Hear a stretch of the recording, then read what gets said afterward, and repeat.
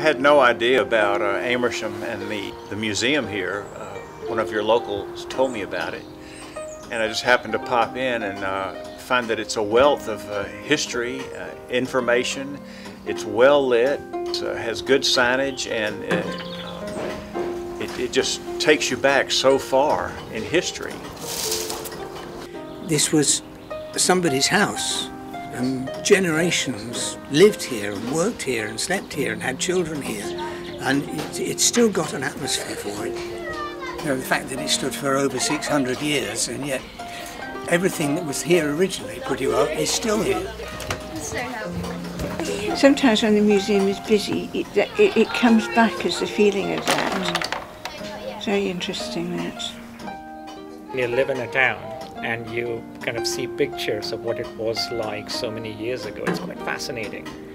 I think the information bit was very interesting. One of the best things about this museum is the kids can actually interact with objects, they can play with them. So it's not one of those, like, you know, please do not touch kind of museums.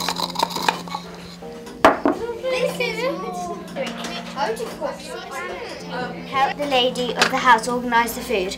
Some of the food would be eaten by a wealthy merchant, some of the food would be eaten by the merchant servant. Can you work out which is which? Who had the better diet?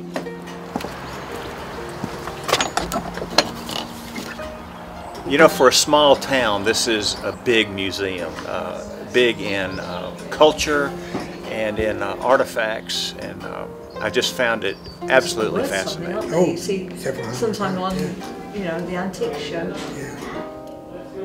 Can you see the old tractor?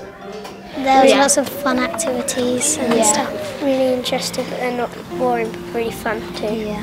It's good if you know a lot about your local area, because then you can like wow people with the information. Yeah, and tell your children. I would come again. I would. Yeah.